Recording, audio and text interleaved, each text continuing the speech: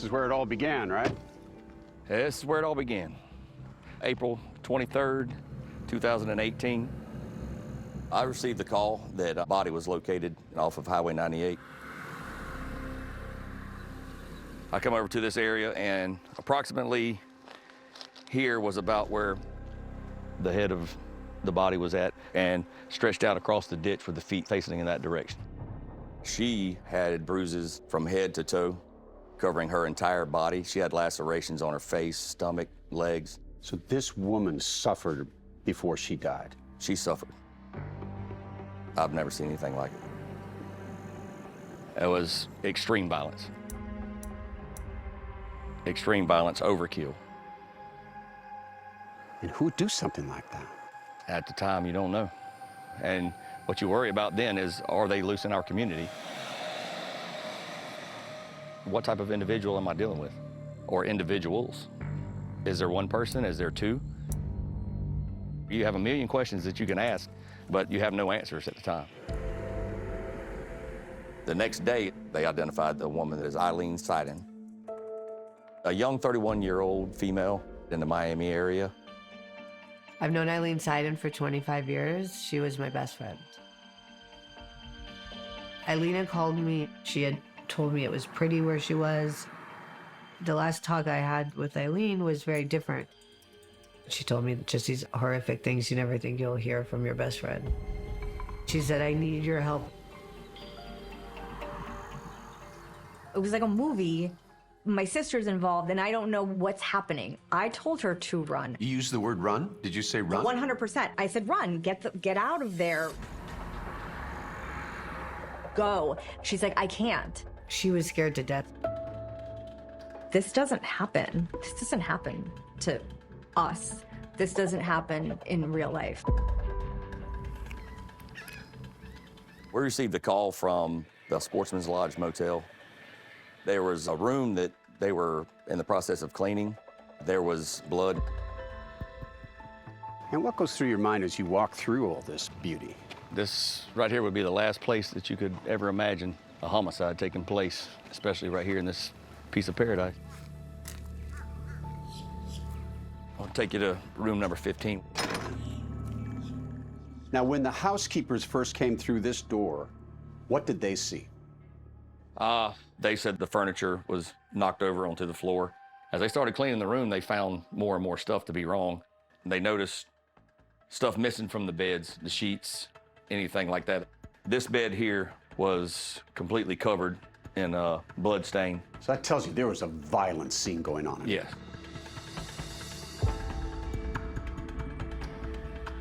And what happened in room 15? It's unknown. If these walls could talk, right? Oh, if they could talk, I'd like to hear them.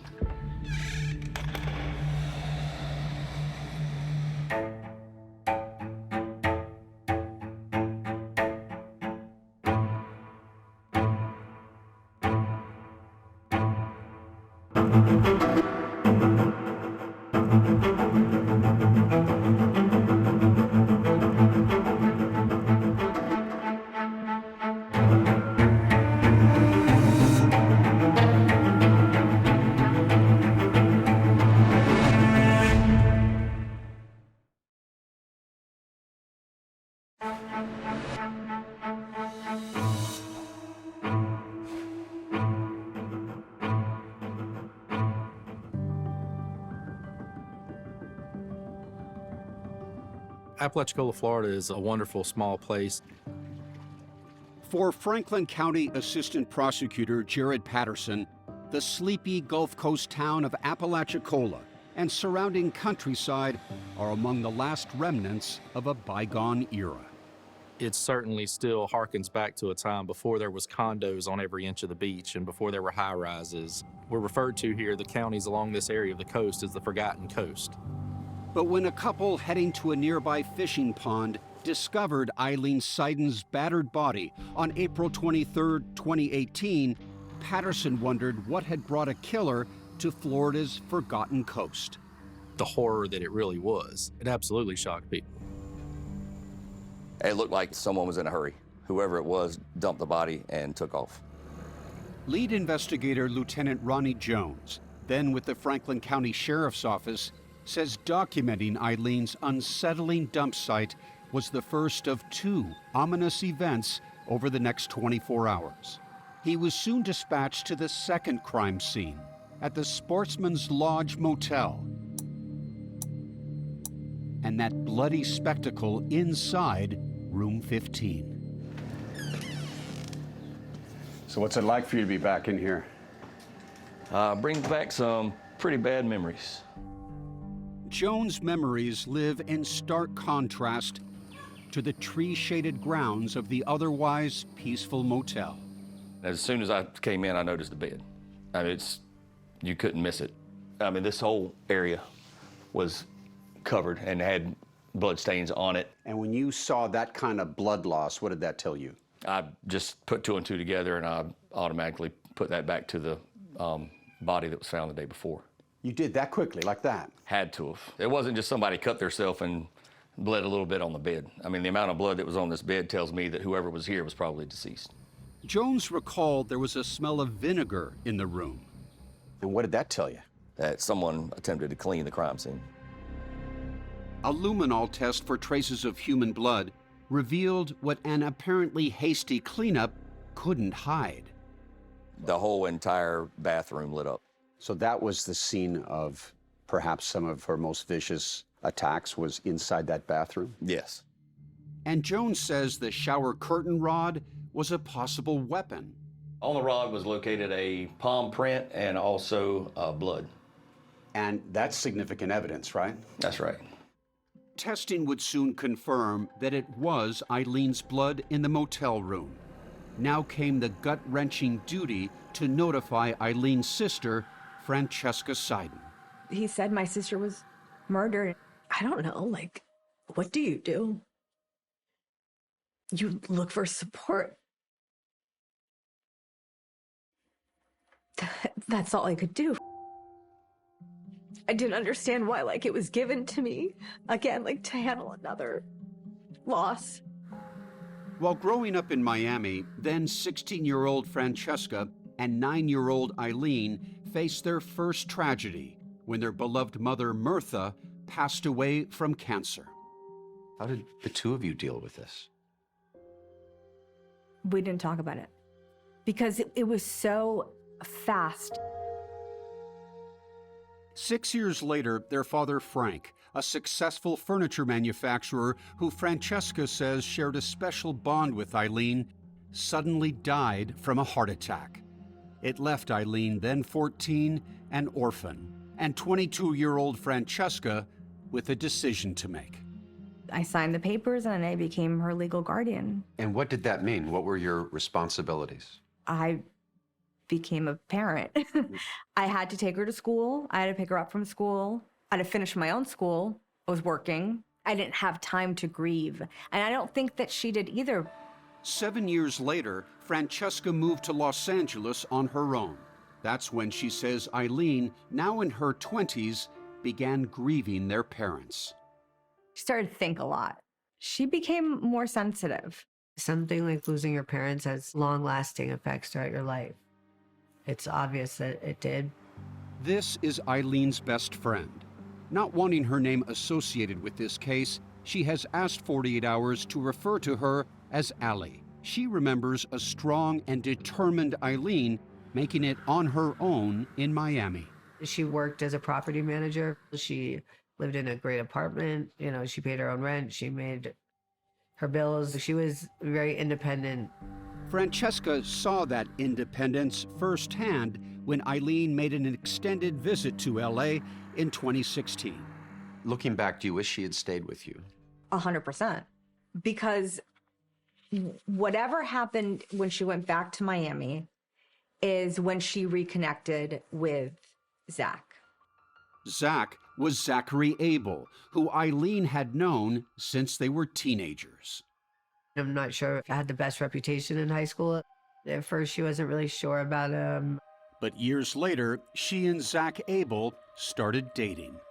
I think in the beginning, Eileen found Zach fun, but I think it changed pretty quickly. Investigators in Franklin County would soon learn all about Zach Abel. They discovered that Zach, Aileen, and this woman, Christina Araujo, had all been seen in the Apalachicola area. Detectives also learned the three shared a room at the Sportsman's Lodge, room number 15. We needed to know what happened inside that hotel room. Outside of 3 people entered and 2 came out carrying a body.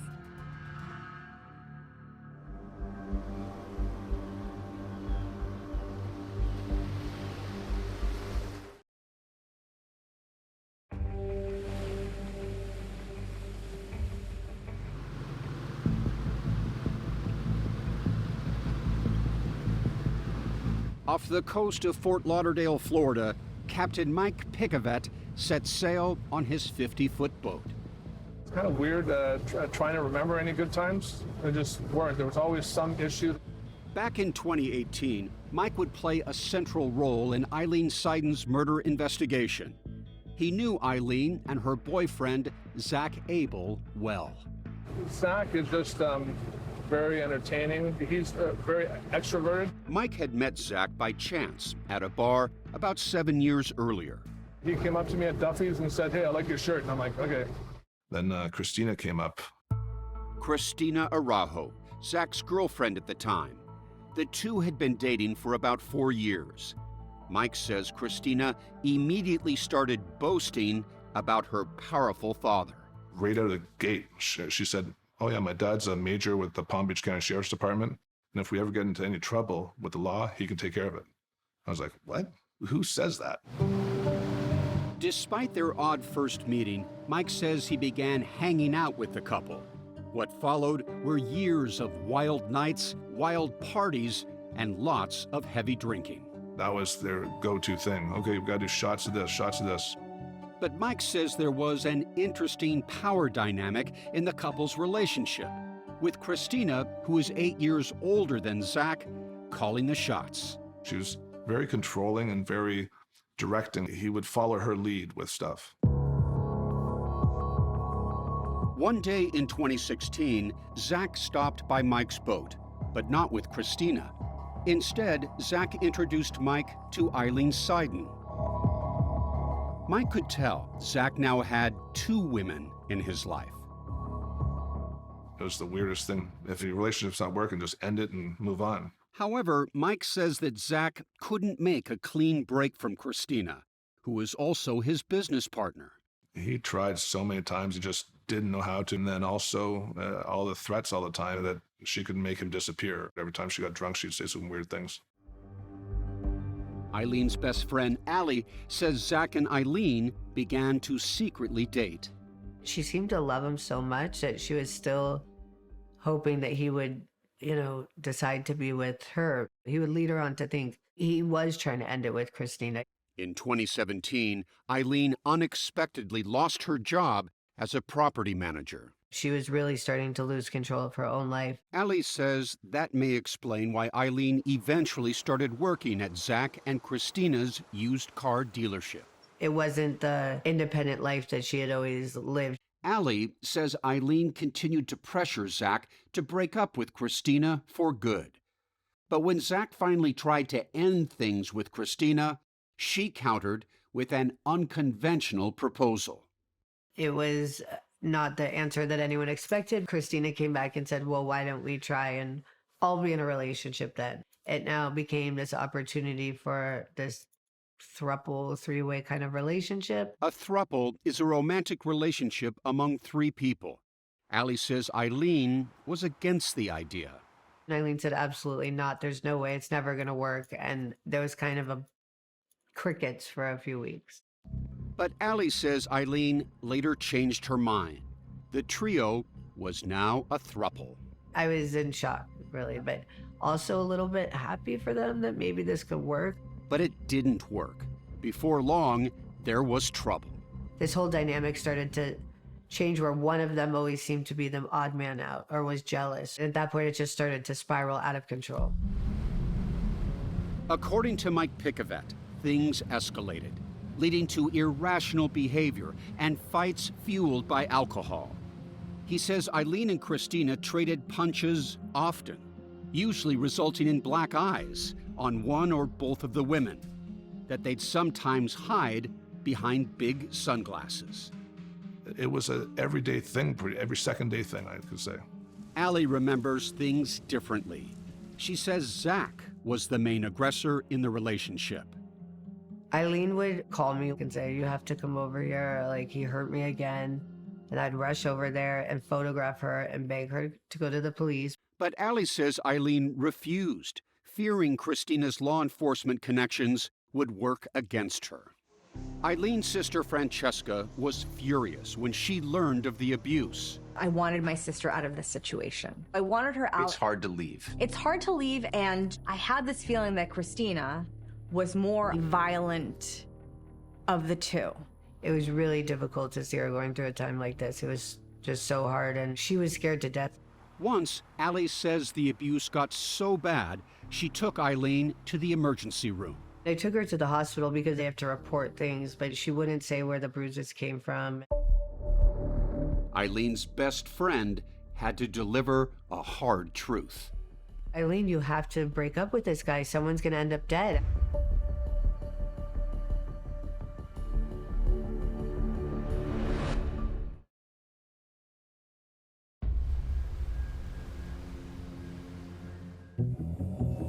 When Aileen was in real trouble, it was hard to get anyone to come rescue her. The path that led to Aileen Seiden's murder may have begun weeks earlier. In 2018, Allie was surprised that despite the physical violence in their relationship, Aileen had decided to move in with Zach Abel and Christina Araujo. The throuple was now working together, sleeping together, and living together. Aileen was trapped in the relationship because she was trapped financially, but she felt that that was one last chance to make it work. It was like a 1 month or 2 month trial. But within a few weeks, Allie says Aileen had had enough. Aileen was just going to move out. She was really done with the relationship. But Aileen's plans to leave were halted on April 7th, 2018, after Zach and Christina had gotten into a violent fight. Allie says she got a call from Aileen on Zach's phone. She was going to leave and get Zach out of the house, but like to go to a coffee shop. The next call I got was from Christina. She was angry and furious. Allie says Christina threatened to report the car Aileen and Zach were driving in as stolen in an apparent attempt to keep them from leaving her behind. Allie immediately warned Aileen and Zach. Instead of coming around and coming back like I thought they would, they hit the gas and went to Georgia. I said, what are you doing, Aileen? You don't have your phone. You don't have a wallet. This is crazy. She said, we're going on a road trip. This is a good thing. But the road trip wasn't a good thing to Christina Araujo. She began harassing Zach and Aileen, sending a storm of angry texts. You two deserve each other. Christina sent more than 150 texts in roughly 24 hours. All went unanswered, including this one. My dad will be calling you. Later, Christina issued this threat. You effed me over, and now I'm effing you over. I was just trying to tell her, Christina, why don't you worry about your own life? About 48 hours into the road trip, Zach and Aileen were heading to Texas, and Christina seemed to have a change of heart, texting, if you want to come back home, come back. You never have to question my love. For reasons that are unknown, instead of coming home, Zach invited Christina to join them, and she flew to Dallas. But with the throuple united, the old problems returned. Aileen started to call me from Zach's phone at night saying, this is getting bad. And I don't know what to do. It wasn't until Christina arrived that started to happen. I was really worried someone would get hurt. By day 10 of the road trip, Aileen's older sister, Francesca, was also worried. She hadn't heard from Aileen in a while. When the trio stopped in New Orleans, Aileen finally called Francesca and shared an alarming suspicion. She's like, I think they're gonna kill me. No joke. So I was like, Aileen, run to the nearest gas station, go tell the person. Call 911. Yeah, run to I said, run, get out of there, go. She's like, I can't. Francesca, desperate to help, tried to get more details from Aileen. If I had where the address was, I would have called the police then and there. But she had to go. She had to get off, and she hung up. I was extremely frustrated, but I was scared. With no way to help her sister, Francesca hoped Aileen would stay safe. The road trip continued into its second week.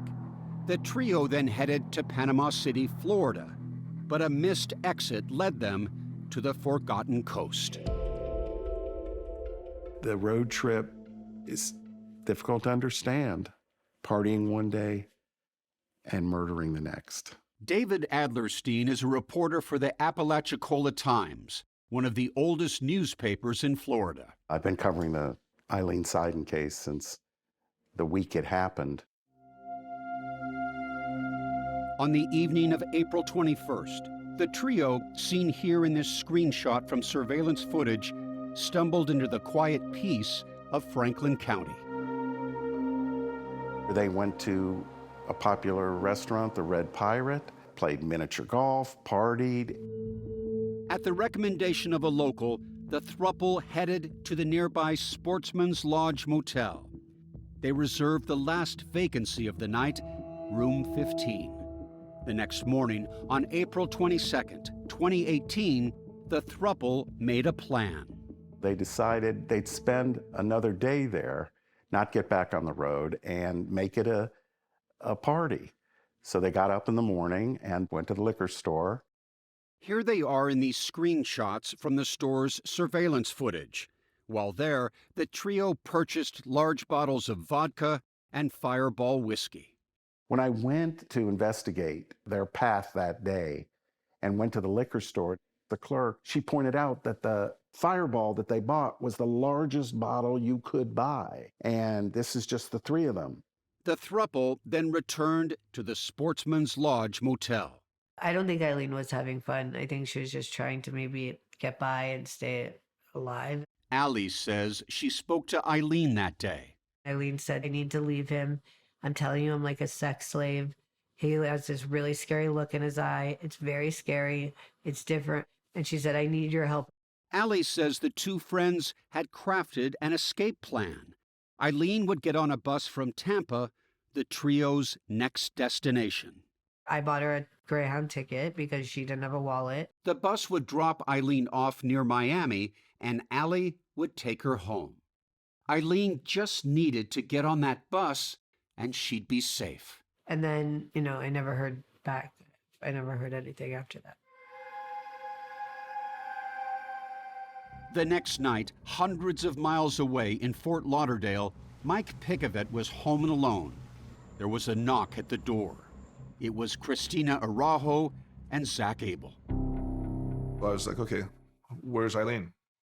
And right away, Christina says, oh, she ran away. And I said, bull. I said, where is she? And Zach right away, it started to choke up, and he said, she's dead. The news was shocking enough, but Mike says once Christina was out of earshot, Zach told him what happened. He said Christina killed her. He woke up, she was dead next to him, and he tried to give her CPR. Then wanted to call 911. Christina said no and told me you can't call 911. For some reason, he kept on saying he had to protect Christina. I'm like, what do you got to protect her for? Mike says he wanted to protect both of his friends. He feared a violent outcome if he called 911. I didn't want them to get killed. Just wanted to make sure that they were brought in a safe way. And the only thing that I could think about is to go talk to her father. Christina's father, Colonel Tony Araujo, the one Mike says Christina had always bragged could make her problems go away. When Zach and Christina fell asleep, Mike took this photo and says he went online to search for Christina's father, a man he had never met.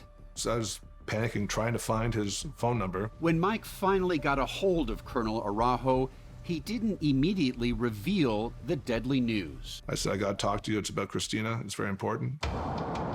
Mike says Christina's father directed Mike to meet him at an odd place, a gas station. So I went up there, I said, Christina killed somebody. And he says, you know I'm a cop, right? I'm like, yes, sir, I do. He right away and said, wait right there. Mike says Christina's father then brought him to the sheriff's office to make a formal statement.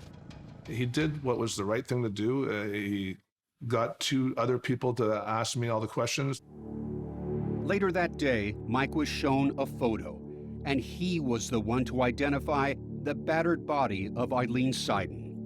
With that confirmation, police descended on Mike's home as Zach and Christina were about to leave. They were arrested and brought back to Franklin County.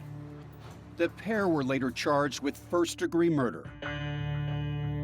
It would take almost 6 years before Zach Abel and Christina Araujo would face a jury, and by then, only one of them would stand trial.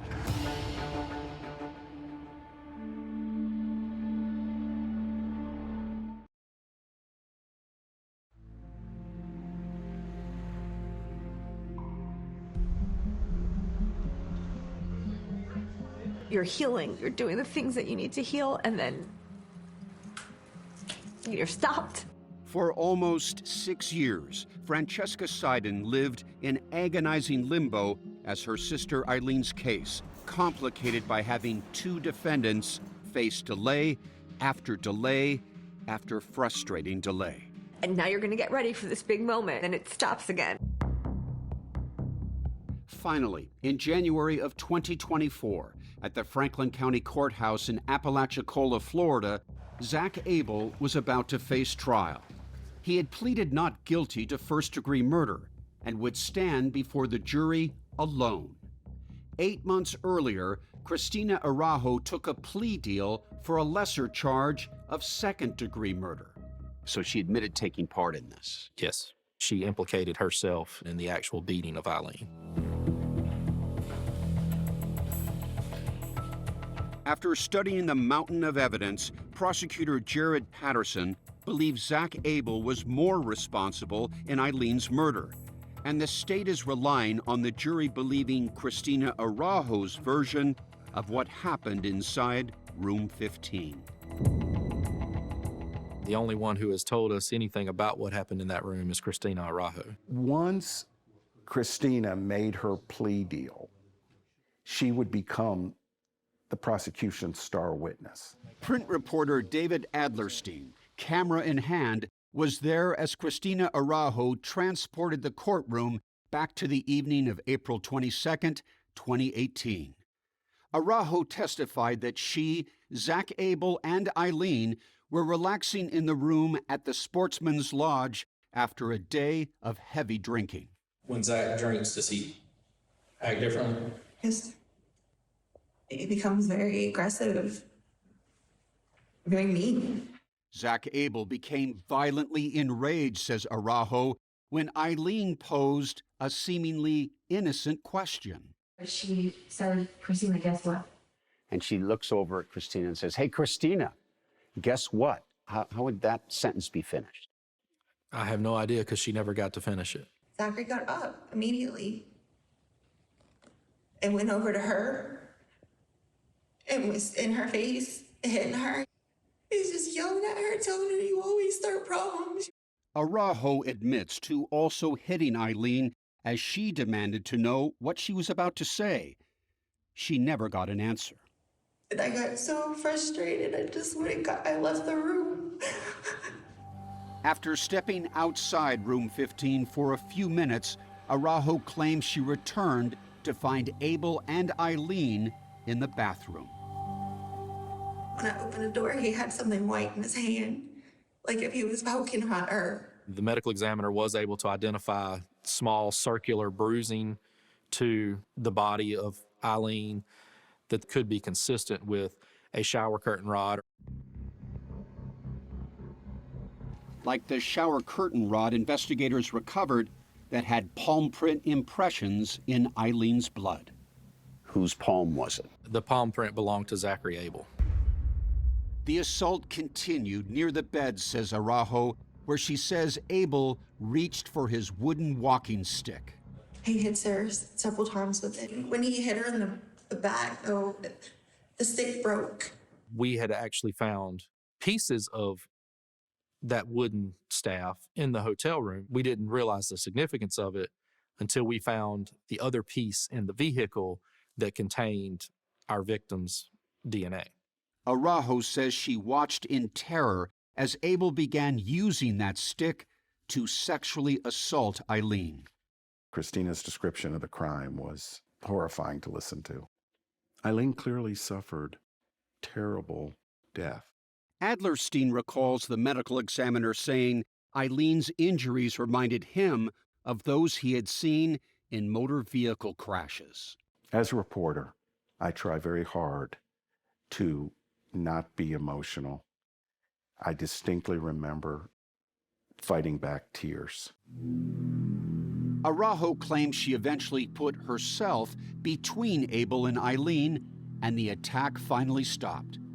Aileen was badly beaten, but still alive, she says, and the exhausted trio just fell asleep. I didn't think she was going to die from it. Araujo claims it wasn't until she woke up the next morning that she realized Aileen was dead. She says she only participated in the cover-up out of fear of what Abel might do to her. She seemed to me genuinely remorseful. Others had different opinions. Who is Christina Araujo in your book? Manipulative, cunning, chameleon. I think that there's evil in her. Alex Morris is Zach Abel's attorney. He says Christina Araujo acted alone. I believe that she is the murderer. Let's talk about her story. Morris says it was Christina Araujo who beat Aileen, and that photo taken by Mike Picavet at his home after the murder shows she had injuries to her hands and feet. Which tells you Christina must have been the attacker. That's right. Christina Araujo was the one with homicidal intent, says Morris, triggered when Abel and Aileen took off with her in the rearview mirror. And he says those threatening texts that she sent to Abel's phone before joining them on the road trip read like a confession. There are threats of bodily harm to both Aileen and Zach in the messages. You come near me, Ho, I will kill you. I think it speaks for itself, and that's exactly what happened. After Eileen's murder, Morris says Araujo wiped down the motel room using the vinegar that Ronnie Jones would later smell. He says Abel's palm prints on the curtain rod got there when he moved it during the cleanup. He was instructed to pick the curtain rod up over there and put it over there. By Christina. This toll booth surveillance photo from after the murder shows that Christina Araujo, and not Zach Abel, was the one driving the car. And therefore, Morris says, she was the one in control. The evidence indicates Christina to be the one giving the directions and had everything to be able to manipulate the situation. Manipulating Zach Abel, says Morris, because of those threats she had been making for years about her father's influence in solving her problems. Bottom line is Zach was fearful of Christina's father. Abel chose not to testify. When Morris made his final arguments to the jury, he concluded the evidence showed there was only one person who wanted Aileen Seiden dead. They haven't proven any motive as to why Mr. Abel would be interested in murdering Miss Seiden. But I'll tell you where motive lies, and it's clear as day, and that's with Miss Araujo. The motive being, I want rid of the person who's taken my man. So jealousy. Yes. In his closing, Patterson said Christina Araujo already accepted her role in this crime. He asked the jury to hold Zach Abel accountable for his part by finding him guilty of murder. They lived together, they worked together, they own a business together. They went to the Sportsman's Lodge together. They emptied out the room together. They ran away together. They got arrested together. The only thing they didn't do together was kill Aileen Seiden? No way. But who would the jury believe? What do you make of Christina Araujo's testimony? Chat now with the 48 Hours team on Facebook and X.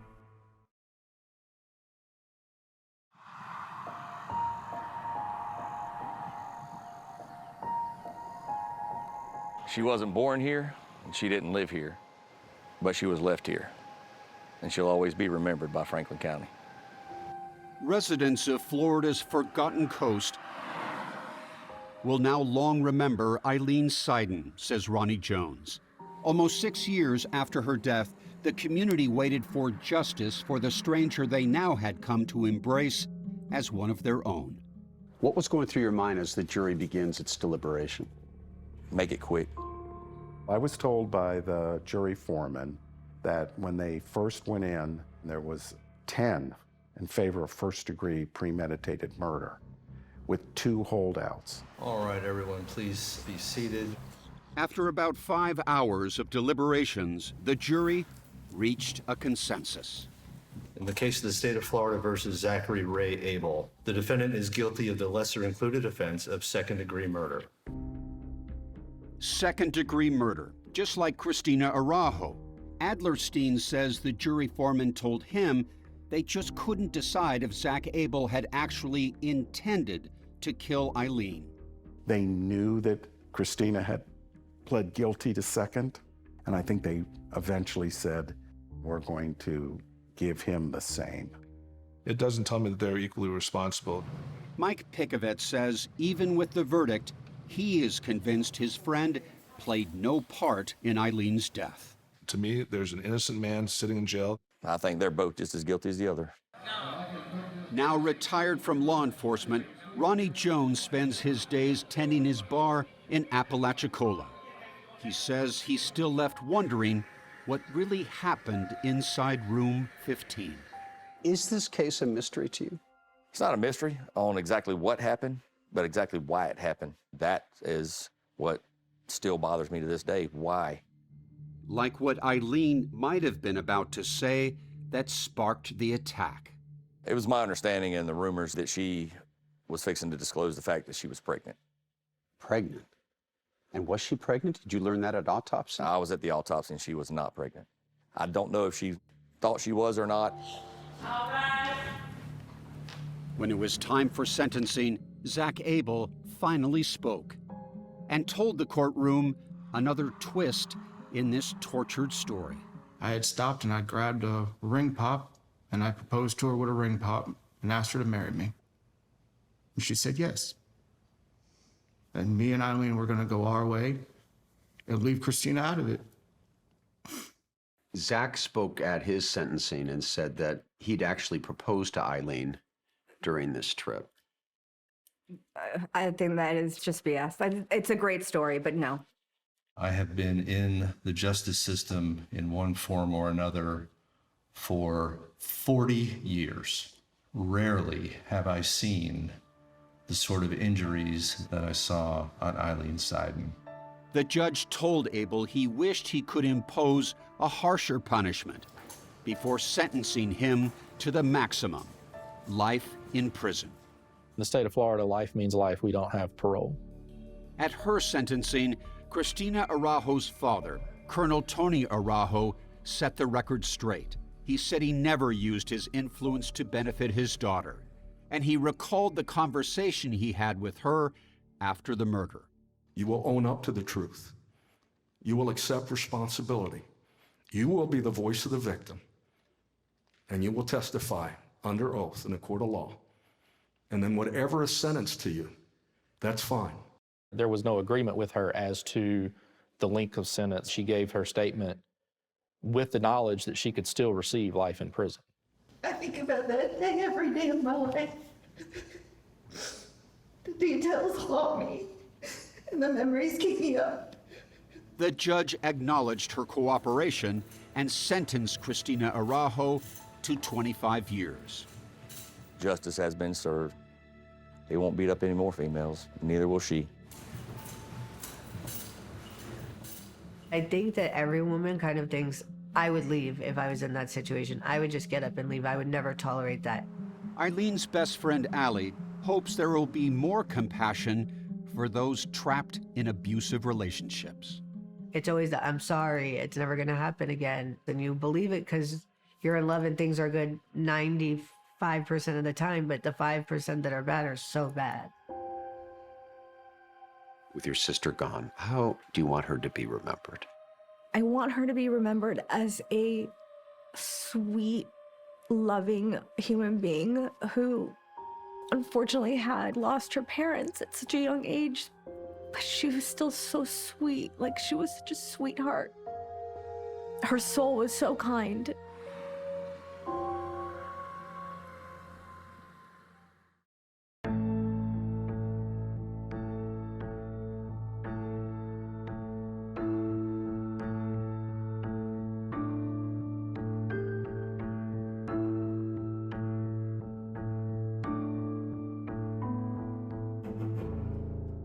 CBS next Saturday. A young woman found dead. But are the clues adding up? The piece of the bathroom door lock under Alex's head meant the door was forced open before she was shot. It just didn't look right. A new 48 Hours next Saturday at 10/9 Central on CBS and streaming on Paramount Plus.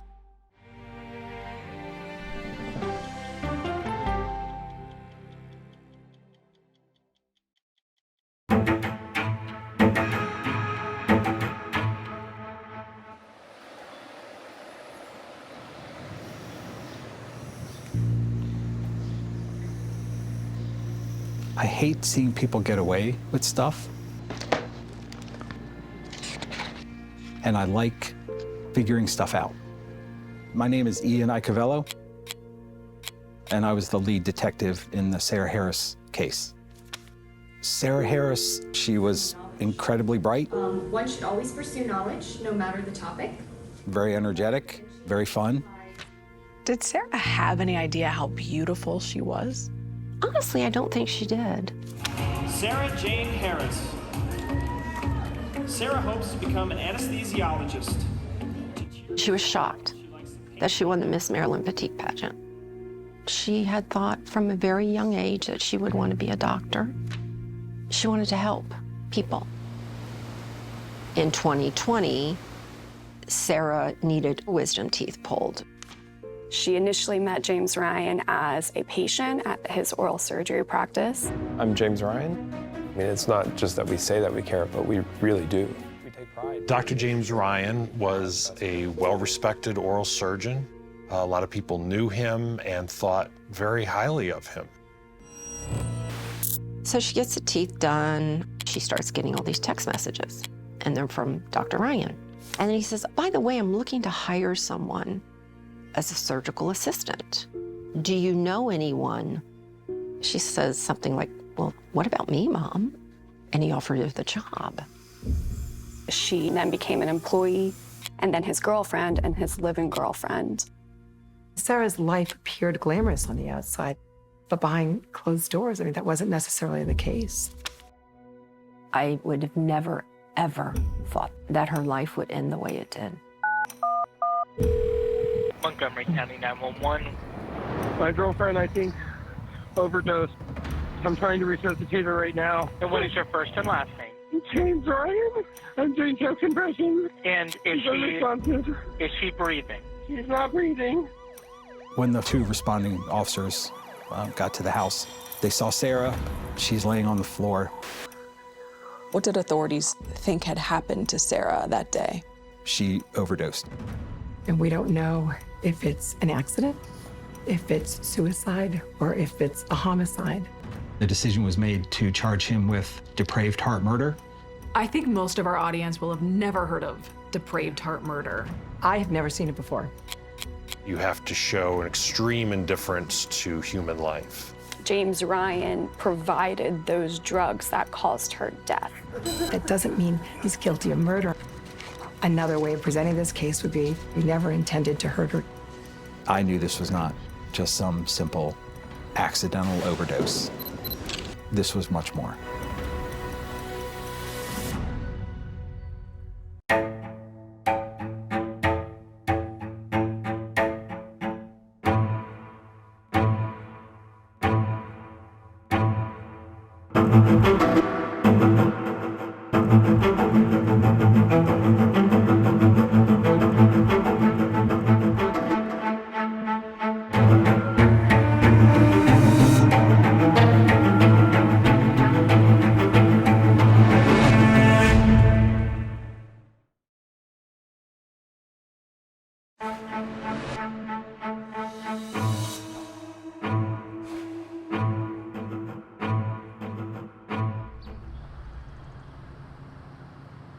Was she sleeping on the couch last night? Yeah, she would do that sometimes.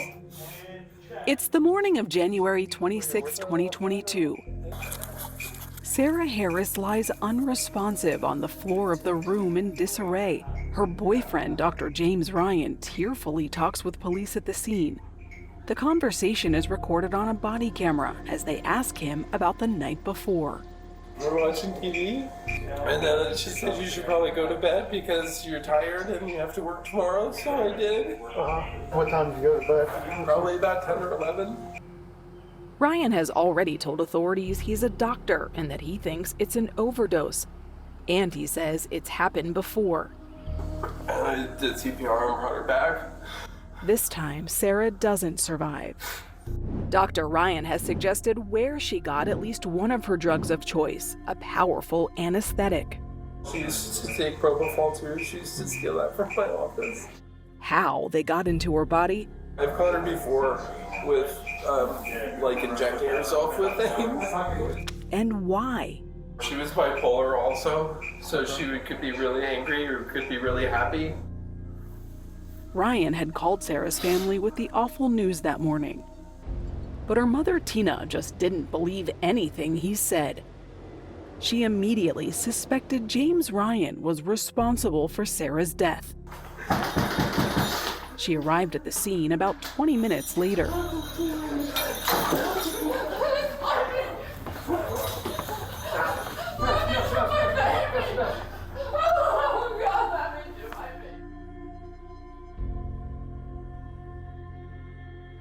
I started kicking and hitting him and screaming at him.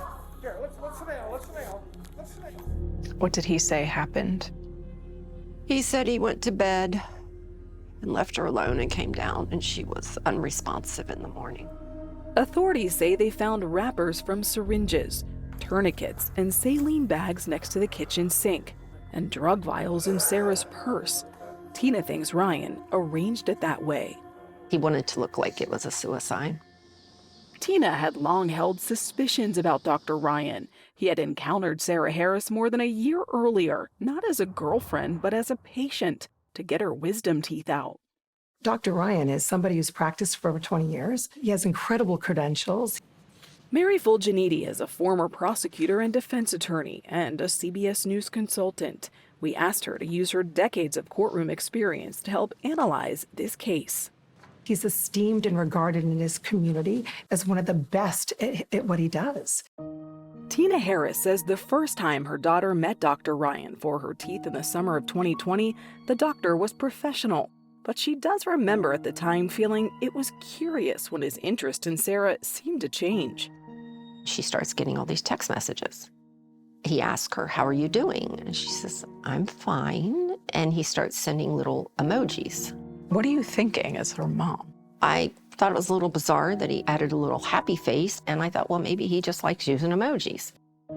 She says that's when Ryan had mentioned he was looking to hire someone as a surgical assistant. I thought, well, maybe he just thinks that she'd really be a good addition. Dr. Ryan hardly seemed like a threat. He was divorced with 3 grown children and was involved with a woman with whom he already had a baby. At 47, he was more than twice Sarah's age. He said, "No, I don't need your resume. Just come on in for a working interview." I said, "Well, I'm proud of you, honey. That's pretty incredible. He's going to teach you all this stuff?" At the beginning, Sarah seemed to love the job, but Tina says as the holidays approached, an extravagant gift re-triggered her suspicion that Dr. Ryan's interest in Sarah was more than professional. What was it? A diamond necklace. That's quite a gift. I said, "Okay, he's after you." I said, "You got to put your foot down." Instead, in early 2021, she says Sarah announced she had agreed to go out for a meal with Ryan, who was ending his other relationship. He seemed to win over Sarah, and Tina admits in their early days as a couple, even she found him impressive. As a mother, was a part of you excited she was dating a doctor? Well, I was excited. I was excited because he had a wonderful reputation. And she says Ryan was generous. He would lease Sarah a new car and take her and her family on trips, all expenses paid. Tina says, in a way, he spent time courting her, too. You know, he would say, I would love to have you as my mom. Sarah's so blessed to have you. Tina says she and Sarah always had a special bond. We were very, very close. She says Sarah was close to her 3 siblings, too, especially older sister Rachel. Rachel took it upon herself that she was going to be the protector.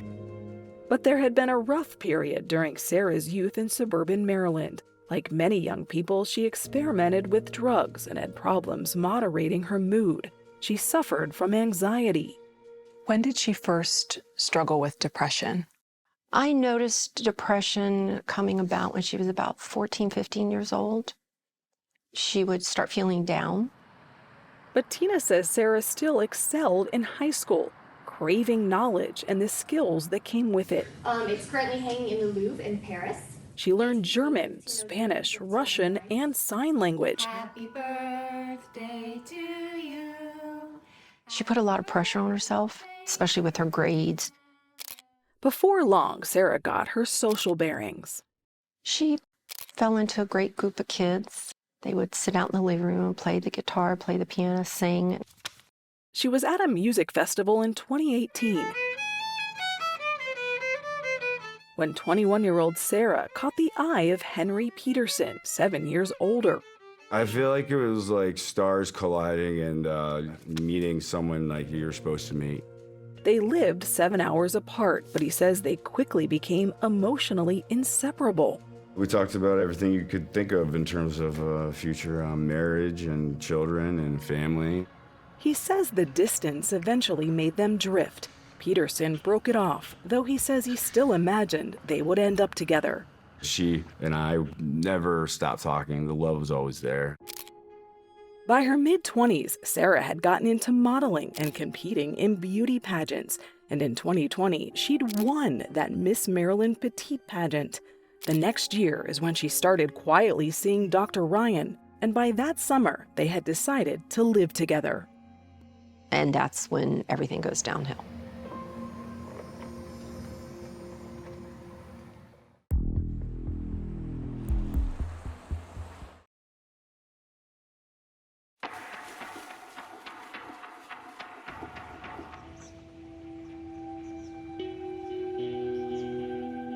By the end of the summer of 2021, Tina Harris says James Ryan was dominating Sarah's life. Boss, boyfriend, even letting her live rent-free in his house. But instead of flourishing, Sarah seemed anxious and depressed. She saw a psychiatrist who gave her that bipolar diagnosis. Her complexion starts to change. She starts to lose weight. On a family trip to Key West that September, Tina says Sarah had been asleep when a drunk Dr. Ryan revealed something unsettling. He had first noticed Sarah in the park when she was just 14. I used to see Sarah walking the neighborhood and playing at the park with her friends. And he says, then I found out she worked in the toy store, so I would take my kids there so I could see her. And I remember when she dressed up as Elsa from Frozen, and she looked just like Elsa. And then he said, yeah, and then I found out she worked at one of these restaurants, and so I would go in there for dinner so I could get her as my server. It sounds like Dr. Ryan was obsessed with Sarah. He was. He was very much so. By their next trip to Florida a month later, she says Sarah was acting strangely. She wore a bulky, long-sleeve sweatshirt despite the heat, and it seemed like she and Ryan were always fighting. And she goes, I hate him. I don't want to be here. I want to go home. And when they returned to Maryland, Tina saw the full, horrifying picture of what Sarah's life had become. She says she called Sarah on October 28th, 2021. Phone rang. She finally picked up. She could barely talk. Her words were extremely slurred. So I said, Sarah, what's going on? What's wrong with you? She goes, oh, I'm just really tired, Mom. You knew something was wrong? Yeah, well, I knew she was slurring. Tina says she and Rachel left for Sarah's house minutes later. And we walked into hell. What did you see? Well, Sarah answers the door. She smells. It looks like she hadn't bathed in a week or more. She looked horrible. She'd weighed 120 when she'd had oral surgery with Ryan, Tina says, but Sarah was skin and bones now. And Tina says there was more. The IV bags, needles laying all over the floor, syringes, tourniquets, bloody footprints, bloody paper towels. And there were drugs, bottles and vials everywhere. Rachel gathered them up and photographed them. I never looked at the drugs, and I wish I had. I do think some people watching would think, how did you not look at what the drugs were? Of course. I just wanted to get her out. She says Sarah had offered an innocent, if unconvincing, explanation. She goes, I've just been dehydrated, Mom. He's just hydrating me. I said, I'm turning him in. And Sarah starts crying, Mom, you can't do that. Please don't do that. She's begging me. I grabbed her arms and I pulled her sleeves up, and she had needle marks from here to here, all over her arms, bruises. I became hysterical. Against her better judgment, Tina agreed to hold off on calling authorities, but she says she insisted Sarah move back home. Just days later, Tina says Ryan convinced Sarah to come back to him. In the following weeks, Tina says Sarah seemed to be getting better. She started cooking, eating, even going to church. But on December 3rd, 2021, Tina says her daughter answered the phone slurring again. Rachel Harris jumped into action. Rachel said, I'm going to go and check on her. When Rachel got there, it was worse than the first time. Poking around the ground floor, Rachel once again pulled out her camera, finding drug bottles and vials, as well as a saline bag, an IV pole, IV needles, and bloody footprints on a kitchen mat. She was so distraught she left without talking to her sister. A few days later, Tina confronted Dr. James Ryan. She was in no mood for another explanation. I just reached across and smacked the living crap out of him. You hit him? Yeah. Oh, I hit him. And I said, what are you doing? Are you trying to kill my daughter? Tina says Ryan still insisted he'd only been hydrating her. And you still believed it? I believed he was giving her something. I didn't know what it was. I did not look at the vases. All I could see was my daughter and what kind of trouble she was in. But the next day, she says Ryan admitted he'd been doing more than hydrating her. He'd been giving Sarah drugs, though only to keep her from getting them someplace else. So I told him, I said, look, you can break it off with my daughter, or I'm calling the police. And he said, well, I'll break it off with her. But days turned into weeks, and Dr. Ryan never did. After months of tension, Tina says she couldn't keep arguing with her daughter anymore. What was I going to do? Lock her up? You probably wanted to. I threatened it. And she said, if you do that, Mom, when I get out, you'll never hear from me again. And that scared me to death.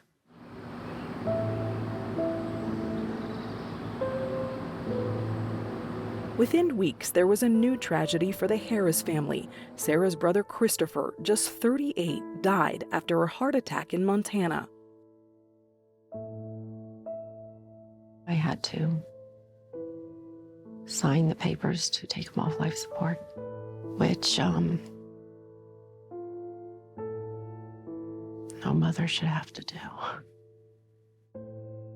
His death was devastating to the whole family. Sarah posted this tribute message to her brother. Never goodbye. I'll see you soon, big bro.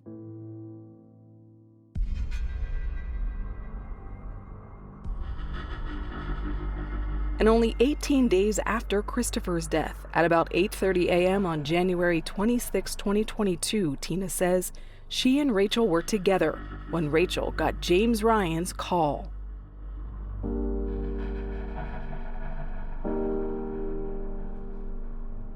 Rachel started screaming. She's holding the phone, and James has it on FaceTime, and he's got the camera pointed at my baby.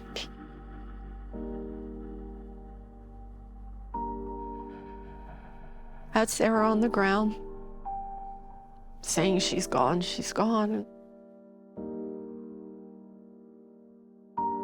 At the time of her death, Sarah Harris weighed just 83 pounds.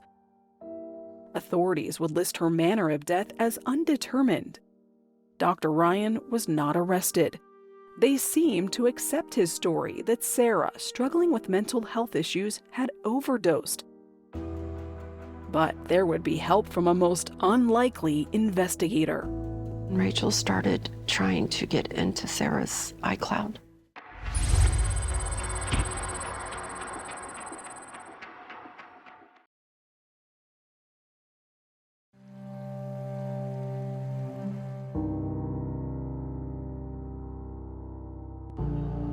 I just hope that you're happy that I'm with someone who truly, truly loves me. 3 months before she died, Sarah left a voicemail for her ex-boyfriend, Henry Peterson. I've never trusted anybody as much as I've trusted the man that I'm with right now. Professionally, emotionally. You never let me in that way. They'd stayed in touch after breaking up, so when she didn't answer her phone after January of 2022, Peterson says he had a strange feeling and decided to go online. I Googled her name, and there's an obituary. Yeah. He says when Tina gave him details, he joined her in the belief that James Ryan, the man Sarah said she had trusted more than anybody else, was responsible for her death. But first responders didn't think so. They didn't shut it down as a crime scene. Police seized some drug vials, but left the house unguarded. Tina says that's because they believed what Dr. Ryan had told them about where she'd gotten the drugs and how she'd taken them. It was an overdose. But she says she knew there was more to it than that, though she didn't know how to prove it. Turns out there was someone very close to her who did. Rachel told me she would find the evidence.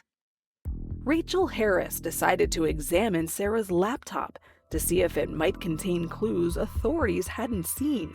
She didn't know the password, but she knew her sister well. It took her about a couple of days to figure out Sarah's password. Combing through Sarah's computer and iCloud, Rachel hit pay dirt, a trove of texts between her sister and James Ryan. The messages were full of references to drugs, including a tranquilizer named diazepam and 2 fast-acting surgical anesthetics, the type Rachel had seen in the home Dr. Ryan and Sarah shared, propofol and ketamine, which is sometimes also used for depression. Rachel created a binder, adding the photos she'd taken there. Rachel compiled 200 pages of evidence.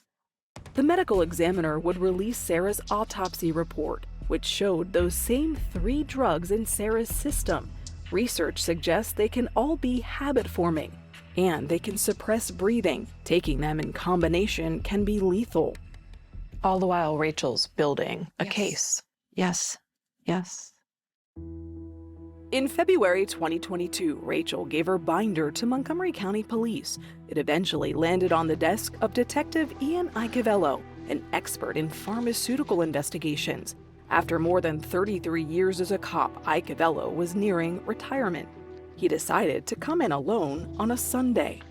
It was my birthday, and nothing was going on. You don't get parties when you're this age. I'm like, I'm just gonna go in the office and look through this binder and just see. What Icavello saw in Rachel's binder suggested cops at the scene had been wrong about Sarah's death.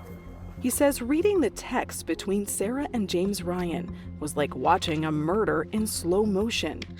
You could see Sarah die. Sarah is suffering within the first month of their relationship. She had anxiety. She was having trouble sleeping. Ryan offers a quick fix.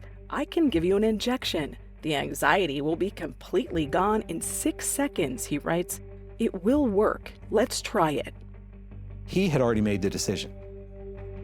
Icavello says the text suggests that over the months, Sarah developed a drug habit and a habit of asking her boyfriend, the doctor, to feed it. In October 2021, do we have ketamine here? In November, we need syringes. I feel like in December, I just really need sleep, she writes. Can you bring propofol? She's actively asking for drugs. At no point does he say no. Icavello says the text suggests Dr. Ryan often brought Sarah the dangerous drugs and that he actually administered at least one about a month before her death. It was December 20th, 2021. If you wake up, I just went to change after I gave you ketamine just now, he writes. He's injecting her while she's asleep. No monitoring, no anything. And Icavello points to this exchange from the day before Sarah died. Is it possible to bring home ketamine when you come? She asks. Yes, I will bring some home. I love you, baby, Ryan replies. The texts tell a story. They do. So do Rachel's photos from Sarah's house, says Icavello, though his colleagues lacking experience in pharmaceutical investigations might not have understood that. They had no idea what they were really looking at. He says patrol cops and paramedics often deal with overdoses of street drugs like heroin and fentanyl, but the deadly drugs in Sarah Harris's house were masquerading as something else. There's a difference between drugs and medication. Icavello says to the untrained eye, the drugs at Sarah's look like medication. The paraphernalia around the house might have been confusing too. Usually what we see is burnt spoons, tinfoil, some hypodermic needles, maybe a shoelace or some other string, that kind of drug paraphernalia. But to Icavello, the syringes and the saline, the professional tourniquets, and the plastic wrappers at Sarah's made it resemble an operating room. That's what a lot of it looked like. Whatever questions responding authorities may have had, he says Dr. Ryan offered answers. And you've got James saying she did all of this without any other information. Okay, well, we're just kind of going to go with what he says. He's a doctor. He's a doctor. But Icavello says after reading through the family's binder, any credibility Dr. Ryan may have had that day vanished. And on March 22nd, 2022, nearly 2 months after Sarah's death, James Ryan was arrested for the murder of Sarah Harris. But prosecutors would have to make the case to a jury. Sometimes it's hard to convince them. Maybe especially so in this case, because James Ryan's defense is suggesting he was only trying to save Sarah's life and that she had other ideas.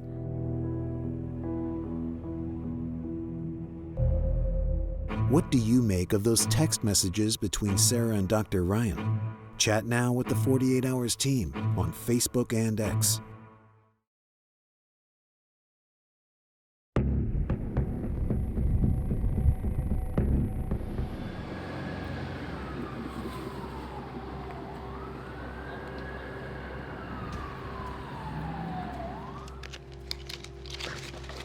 I knew the case was solid. Detective Ian Icavello was sure Dr. James Ryan was responsible for Sarah Harris's death. And he had no problem convincing prosecutors on Montgomery County's overdose task force. Jennifer Harrison. It's his fault. James Dietrich. He was the one who was providing those drugs. And Kimberly Sissel. He knew how dangerous these drugs were. Ryan was a doctor after all, but as certain as prosecutors were that he knew he was risking Sarah's life, they had no conclusive evidence he intended to kill her. We never suggested that. You can accept that James Ryan loved Sarah Harris, but it does not excuse all the other actions that he took that led to Sarah's death. So they charge Ryan with a subcategory of second-degree murder unfamiliar to many people. It's known as depraved heart murder. Prosecutors say the charge doesn't require proving the killer actually wanted anyone dead, only that they knew their actions would likely kill someone and didn't care. We have to prove that he did it with reckless disregard for the value of her life. Dietrich gave us an example. For instance, if I take a gun and just randomly shoot it into a crowd, I may not necessarily want or care that anybody dies, but that is such a grossly reckless act that someone's likely to die. Prosecutors also charge Ryan with a slightly lesser charge, involuntary manslaughter, plus 2 counts of drug distribution and 1 count of possession with intent to distribute. Ladies and gentlemen, meet Dr. James Ryan. Opening statements begin on August 16th, 2023. There are no cameras in court, but there is an audio recording. But behind closed doors, he was conducting a deadly medical experiment on his 25-year-old patient turned employee turned live-in girlfriend. The prosecution portrays Ryan as a controlling older man who got his glamorous young girlfriend hooked on drugs. He was stealing dangerous sedation drugs from his business and administering them to his girlfriend, Sarah Harris. Prosecutors say the proof of Ryan's guilt is largely in those text messages. Ryan offering to get rid of Sarah's anxiety in 6 seconds, telling her he gave her ketamine while she was sleeping, and on the night before her body was found, apparently agreeing to bring ketamine home to her. Can you tell us about Sarah? I don't know where to start. I was the first to testify. She was my baby. Tina Harris is emotional as she relives Sarah's downward spiral just months before dying. I asked to see her arms. She said, "No, Mama." But I grabbed her arm and I pulled at the sleeves, and her little arms were covered in needle marks and bruises.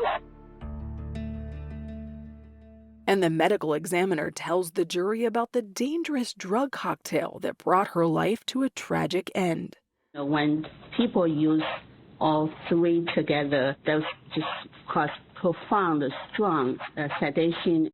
The drugs can be so dangerous, in fact, the prosecution tells jurors that doctors who use these drugs have equipment and protocols in place to revive patients if needed.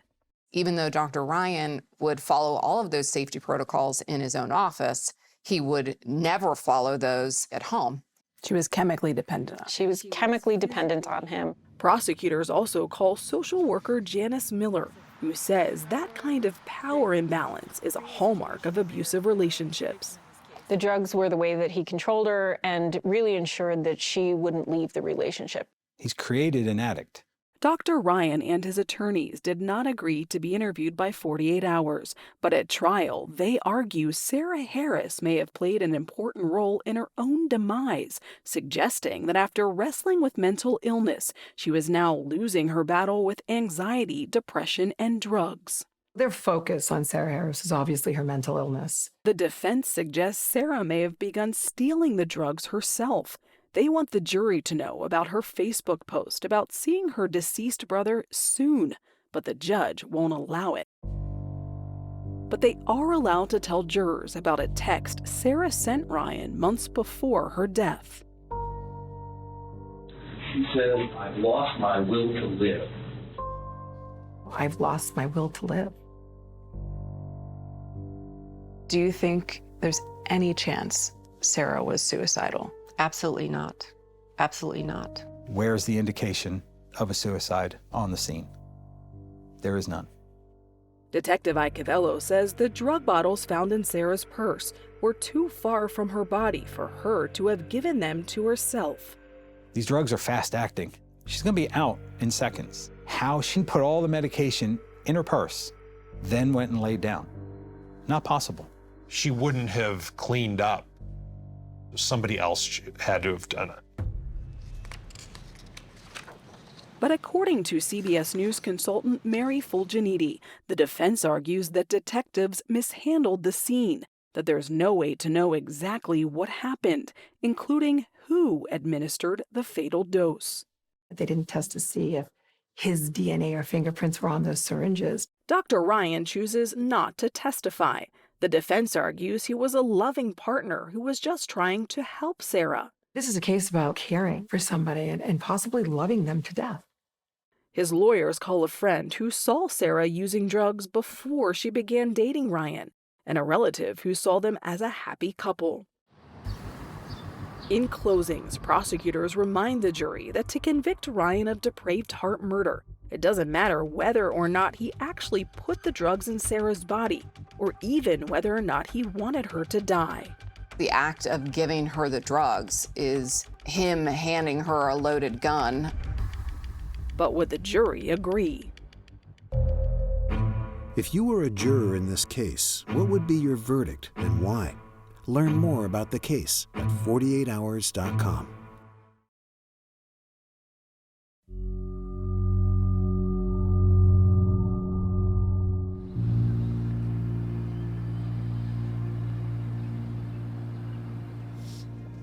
I try to believe the best in people, and For as long as Kyle Stevens can remember, his friend, Dr. James Ryan, has done right by people. he was a pretty straight-laced, clean-cut guy. When he talked about Sarah, how did he sound? In the beginning, he seemed enthusiastic and excited. But Stevens says at a certain point, Ryan did reach out with a concern. He had asked about how to best be helpful and supportive to someone in that place of depression and possibly addiction. Did it make you wonder if he was actually asking about Sarah? Yeah, but I didn't press. So Stevens says he had no idea what was really going on between the two. Then he discovered his friend was arrested and headed to trial. When you heard the verdict, what did you think?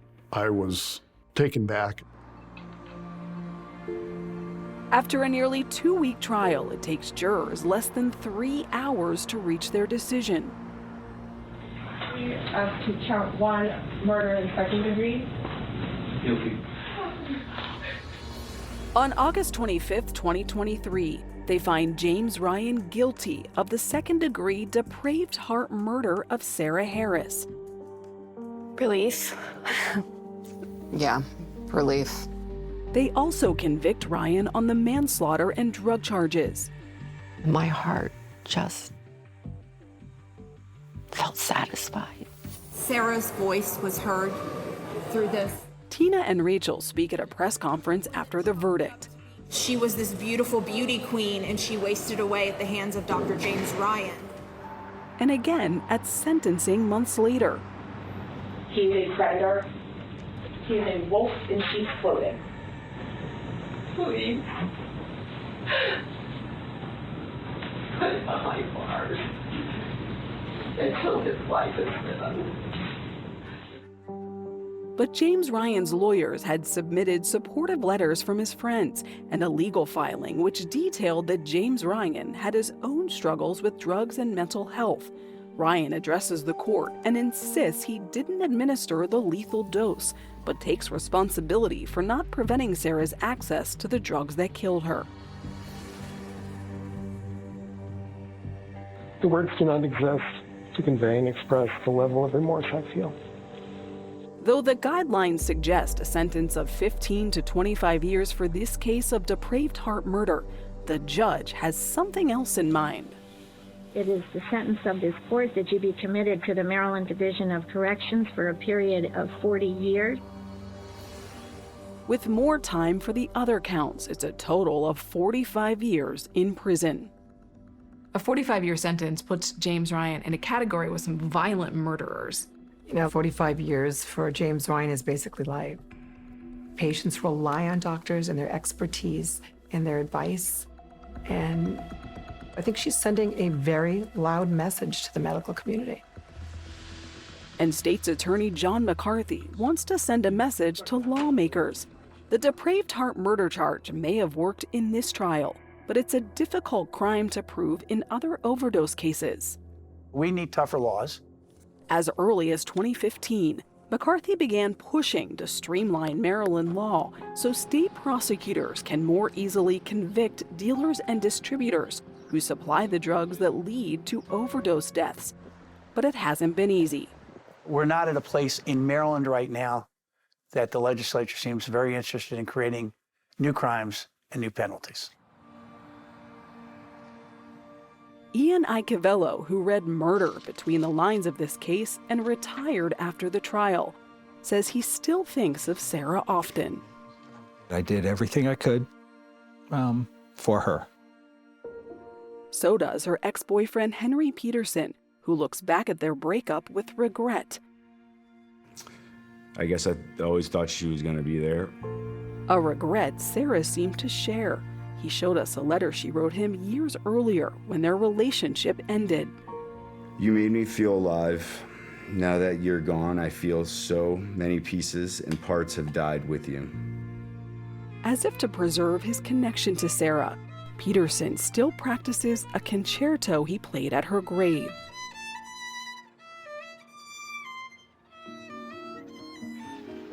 Where today, a mother who faced great loss with even greater courage struggles to face the future without Sarah and her brother, so close in life and death that she actually buried their ashes in the same casket.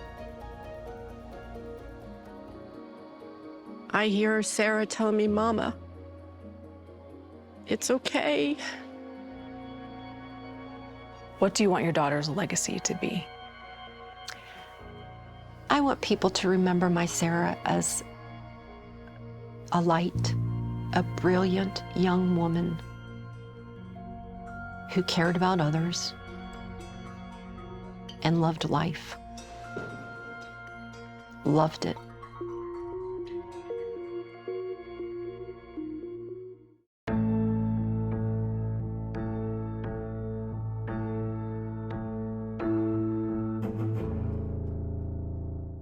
As a kid growing up in Chicago, there was one horror movie I was too scared to watch. It was called Candyman. But did you know that the movie Candyman was partly inspired by an actual murder? Listen to Candyman, the true story behind the bathroom mirror murder, wherever you get your podcasts. I'm Erin Moriarty of 48 Hours, and of all the cases I've covered, this is the one that troubles me most. Listen to Murder in the Orange Grove, the troubled case against Crosley Green, wherever you get your podcasts.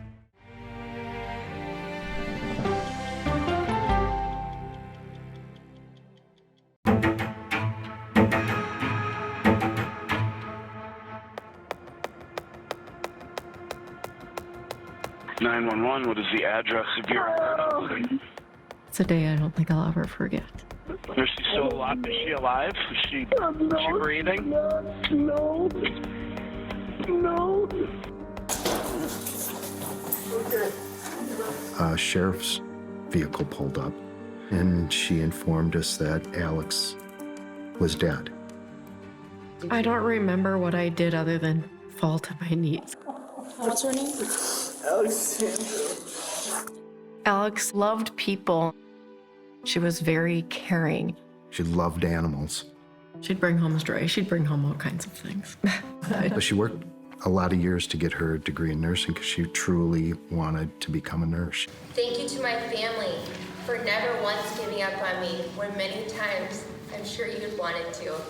I talked to her at 6 o'clock that evening via text. She was doing great, and that was kind of the last thing. Is this your apartment or her? Yes, her apartment? The first name Matt is it Matthew? Yeah. And what's your last name? Matthew Ecker was a nurse practitioner. He was well-educated, good-looking guy. We have a lot of nurses in my family, and he is one of the best nurses I know. He was a friend that she had met through this part-time job she had. She called me. She had called him that she needed his help, that she was in trouble. She had been in a domestic dispute with her then boyfriend, and Matthew Ecker thought she was being assaulted, and so he came down. He was on his way to work and detoured and came right to her apartment. He had brought a gun. He brought it with him everywhere he went. He had a permit to carry. We were briefed by the responding officers as we were entering the apartment, and they were telling us their observations and what Matthew Ecker had told them. Were you guys arguing or something? No, she just grabbed it and put it to her head. Alex is laying on her back. She has a gunshot wound to her head. The handgun was facing this way. It was on her left shoulder like this. It just didn't look right. The scene didn't look right. How did she get in that position? It just didn't make sense. They're thinking they're not getting the whole story from Mr. Ecker. He's the only one that can tell us what happened. He was the only one that was there. The only evidence is that she touched the gun. There was gunshot residue on her left hand. Just as a mom and knowing your kid, it didn't fit. He didn't have any motive to kill her. I mean, he was coming down to protect her. There's no way he did this. I would bet my entire life on the fact that he is innocent. The first thing he said to me is, "Mom, I did not do this." What happened?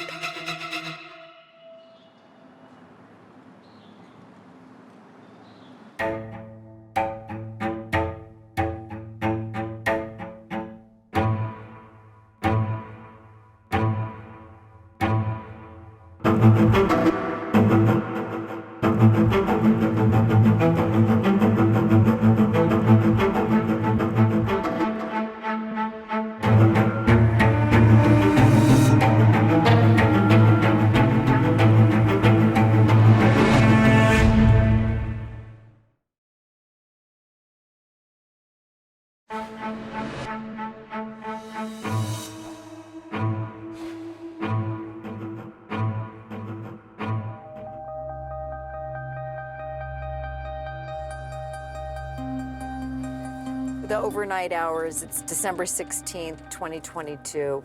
What time do you get that call? On that night, the call came in around 2:50. It was a week before Christmas in 2022 when St. Paul police officer Ching Vang and his partner, Officer Justina Sir, set off on their regular patrol of the city. Dispatcher stated that a female was shot in the head. My partner and I, we went lights and sirens heading towards that call. And is it all units in the vicinity called in at that time? Yes, pretty much every unit hop on that call to come and assist. Within minutes, Vang, Sir, and several other officers, body cameras rolling, arrived at the location, a residential apartment building. Matthew Ecker, the man who had placed the 911 call, let them in and directed them to an apartment on the second floor. Officer Vang was the first to enter the apartment. I remember walking in. The bathroom was to the right, the very first door. 32-year-old Alex Pennig was lying face up with a single gunshot wound to her left temple. I noticed a lot of blood around her head. Officer Vang had immediately spotted the gun laying on Alex's left shoulder, her hand resting on top. A team of officers looked around the small studio apartment and questioned neighbors. No one had heard anything. It's fine, because you can sit here. That's okay. In the hallway, Officer Sir was talking to Matthew Ecker. You gotta keep breathing. You gotta keep breathing. He was on the floor by himself, so I just went and approached him, just start talking to him. Oh, God. Were you concerned about him? I was, because at the time, we didn't know what was going on. I know it's shocked. I know it's hard. I just told him to just slow down, take your time. We're not in a rush. Whenever you're ready, I'm ready to listen. Matthew did eventually calm down, and he started talking. Were you guys arguing or something? No. Telling officers he lived almost 3 hours away, but drove to Alex after she placed a frantic call to him earlier. So I came here. Help her feel safe. Matthew told police Alex had gotten into a fight with her current boyfriend. His name was Shane Anderson. And that things had gotten physical, and she was scared of what he might do. So Matthew took his gun and brought it with him to Alex's apartment.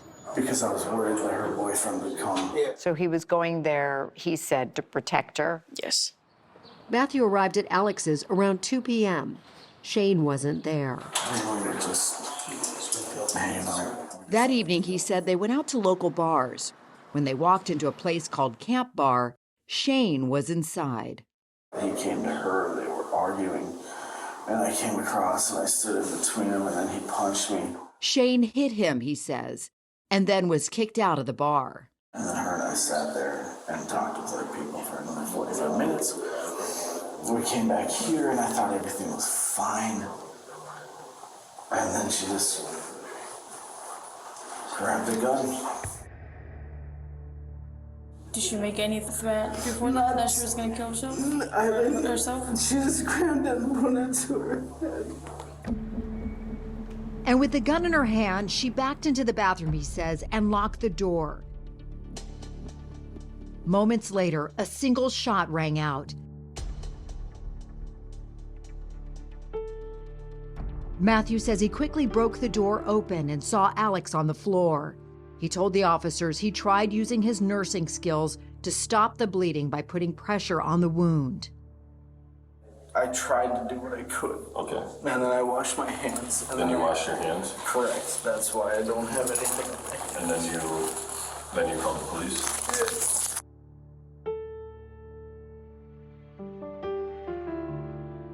The news that Alex had fired a gun, taking her own life, was unfathomable to Alex's parents, Mary Jo and Jim. That just was completely out of character for Alex. She had never shot a gun. She didn't like guns, so it didn't make any sense. And Alex's mom, Mary Jo, had just texted with her daughter a few hours earlier, and she didn't seem depressed at all. She was doing well, and that's what's hard. Yeah, did you see this? See that part? Detectives Abby DeSanto and Jennifer O'Donnell were called to the scene. You get a call in the middle of the night, so you know it's not good. Inside the apartment, there was alcohol and 6 bottles of prescription medications, including antidepressants and amphetamines, all prescribed to Alex. But if that suggested maybe Alex had been depressed and took her own life, there were other things that didn't seem to add up in Matthew's account. The first was the position of Alex's body, says the investigators, shown here in the CBS News animation. The door to the bathroom was ajar, and you immediately see Alex's feet on either side of the door. If Matthew had broken down the bathroom door after hearing the gunshot, as he told officers he had, we think that if that had been the case, her legs would have been swept behind the door. And even though Matthew had said he washed his hands before calling 911. When responding officers arrived, the sink was dry. And if he had said, he called the police right away, and that sink probably would have been still wet. The detectives decided to take a deeper look at Matthew's story. He had told police his only mission that day was to protect Alex from Shane Anderson, the boyfriend he claimed was violent. And in fact, there were these holes in the closet door. Across from the bathroom, kind of like punch marks. Holes Matthew said Shane was responsible for. St. Paul Police. The detectives were now eager to speak with Shane.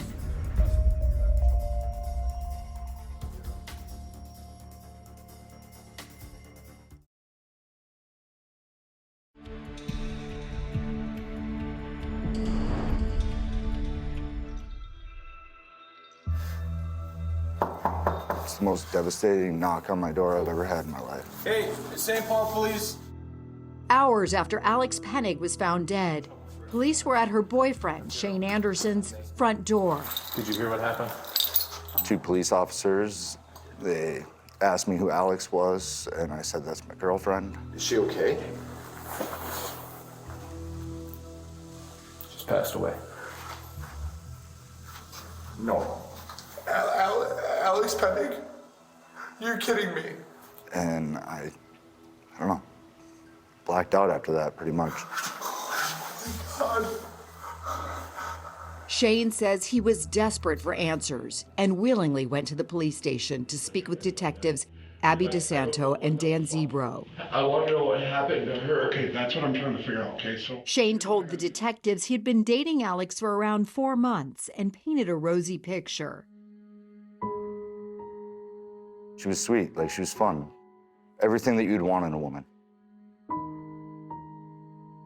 According to Shane, they spent nearly every day together and loved to lounge around with her 2 cats.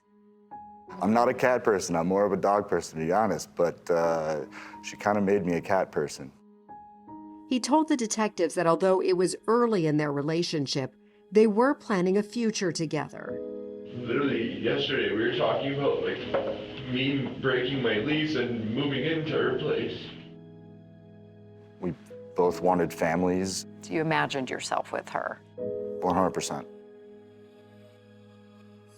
Shane's description was in stark contrast to what Matthew Ecker had told police. Matthew said Alex told him she was fighting with Shane and scared of him. But when the detectives asked, Shane denied it. So did the argument that you guys had in that morning, did it get physical? No, not at all. God, no. It was about basically why I haven't moved in yet and like why that was taking so long. But what about those punch marks in Alex's apartment? That was from a few weeks back. That was me, yes. I was drunk. I didn't put my hands on her, though. We argued like a married couple. Like it wasn't anything like crazy or like violent or like weird. But remember, Matthew told detectives Shane was arguing with Alex just hours before her death at Camp Bar, and Shane even punched Matthew. And I came across and I stood in between him and then he punched me. Shane didn't deny hitting Matthew. He says seeing Alex with another man upset him. Alex showed up with like a guy. He doesn't look familiar. I have no idea who this guy is. I was wondering why this guy is hanging out with my girlfriend, and I decided to throw a punch, which is not in my character, but it just felt like the thing to do at the time. So Camp Bar is the last bar that Alex and Matthew went to. Detectives DeSanto and O'Donnell reviewed security footage from inside Camp Bar. So as Alex and Matt walked in, Shane was sitting right across from the bar. They took us through the altercation, and we zoomed in for a closer look. Matt was sitting here when they walked in, and then really oddly, Alex walked around the bar and sat across the bar over there. Shane walked over to her first, and then she is talking to Shane, and then Matt comes over, and it appears that he's introducing himself because he holds out his hand to shake hands with Shane. Then there's a confrontation. Shane ended up assaulting Matt.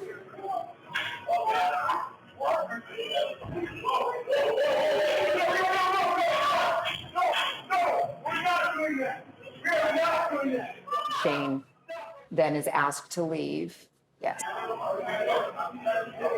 I had no idea that that was going to be the last time that I ever saw her.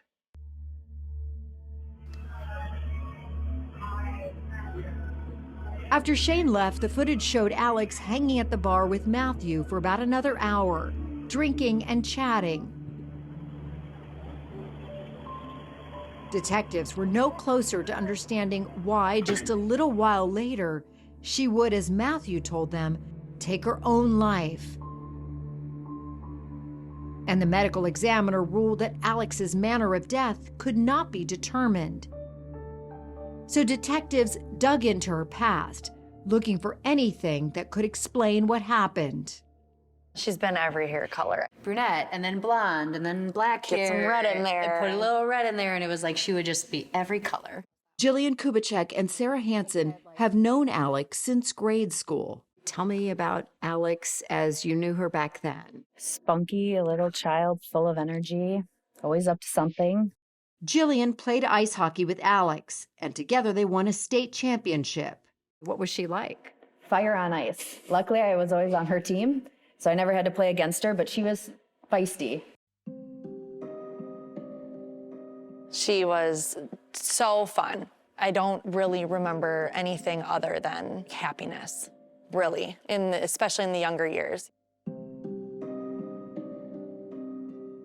But detectives learned that as a young adult, Alex struggled. Her parents, Mary Jo and Jim, said that in college, Alex would get depressed, and she got hooked on prescription pills. It was very difficult. One day in 2016, She went up to her room and took a handful of meds, and then had told her mom that she was attempting suicide by meds, and then promptly threw it up, She stuck threw her it up. finger in her throat and threw it up. I felt like it was a cry for help. and they got Alex that help. Inspired by the nurses who helped her recover, in 2019, she got her licensed practical nursing degree and was chosen to speak at graduation. I have climbed out of the darkness with permanent scars, but a heart of gold and the promise that as a nurse, I will try my best for people like me to not be alone and help them like those nurses had helped me. Alex did make that choice to get well, and she did. Her life was back on track. Her life was on track. Right. And we watched the Camp Bar video, right? Detectives also learned all about Alex's history with Matthew Ecker. She met him in 2020 when she got a job at a walk-in clinic. Her parents say their daughter described Matthew as someone she worked with. But according to Matthew's parents, Blaine Ecker and Terry Randall, there was a lot more than just friendship. Alex and Matthew, they say, were having an affair back then, even though Matthew was married with 4 kids. She knew he was married. She knew he had 4 children. Terry says the romance didn't last. In the summer of 2022, They had ended the physical part of their relationship and were just friends. still, she says her son was a source of support for Alex. She says Matthew told her Alex was drinking heavily and as a result, lost several jobs. She wouldn't show up. She'd go on a binge. Without a job, Matthew's family says Alex struggled to pay her bills. So unbeknownst to her parents, Matthew stepped in. He gave Alex money and helped her pay her rent. Matthew's sisters, Molly and Amy, aren't surprised their brother wanted to help. He cared for her, and he has a big heart, and he didn't want to just walk away. He couldn't walk away. And just 3 days before Alex died, Alex sent Matthew these text messages. I shut myself out to the world. I needed a mental health break, and I'm not very hopeful at the moment about life. Even with those texts, though, and Alex's past attempt years earlier, detectives still weren't convinced she took her own life. Just because you say, I need a mental health day or it's not a good day, doesn't mean you're suicidal.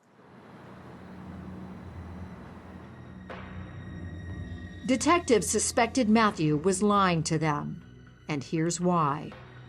Remember, the gun was found on Alex's chest with her left hand on it. Turns out, Alex was right-handed.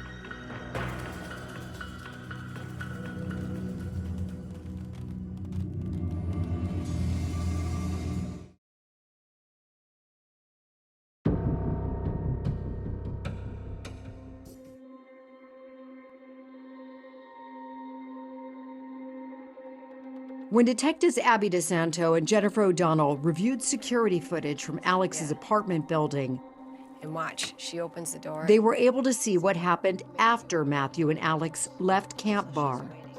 So that's Alex and Matt, and they're just in the vestibule of Alex's apartment, walking in. About 2 o'clock in the morning or so. Yes. Time frame. Mm-hmm. You can see Matthew and Alex walk out of view as they go up to her apartment. But a short while later, they walk back through the lobby and out the door. Matthew would say it was to get his headphones from his car. Alex returns to the lobby and waits. For the detectives, what happens next is key. She seems impatient, just looking at her body language.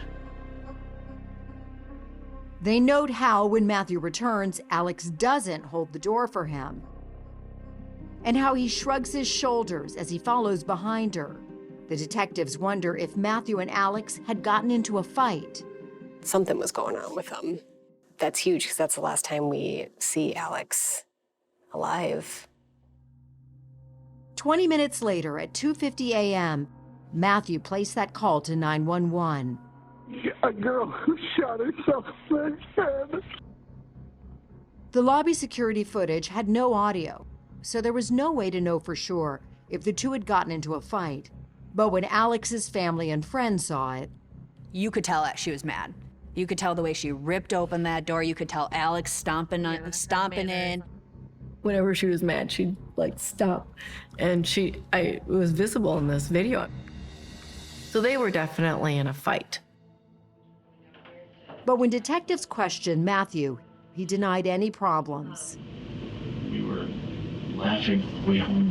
Everything was fine. You guys weren't arguing or anything? There's no fight with you two? Not between us. And Matthew's family believes there could be a different reason for the change in Alex's demeanor. In the footage, Alex is on her phone.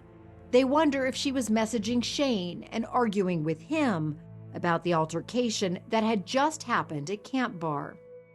I truly believe there's a lot of information, a lot of texting, and we think having gotten those interactions would have given us a lot more insight into her state of mind.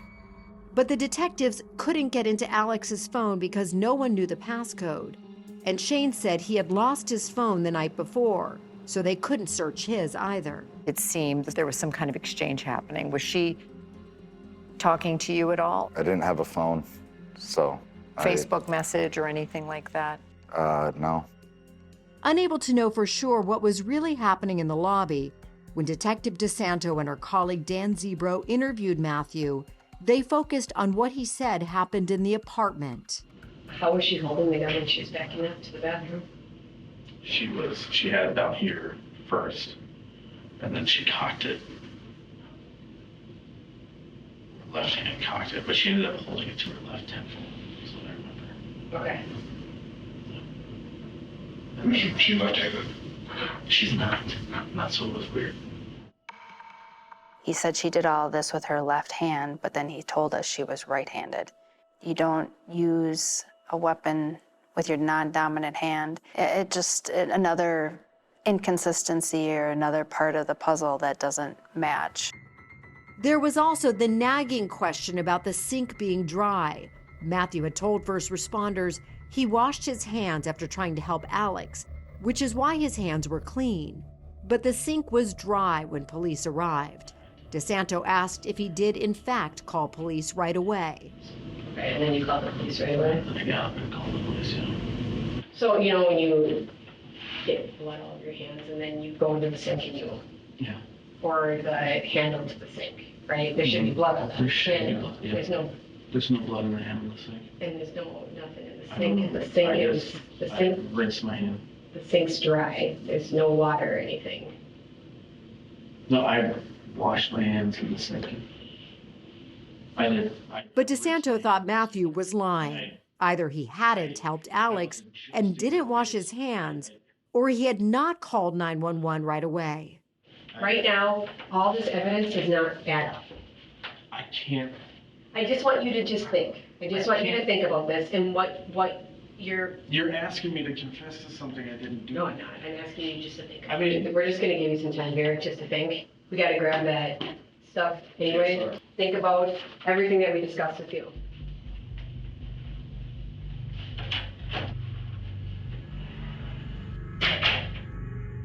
But soon, Matthew called them back in.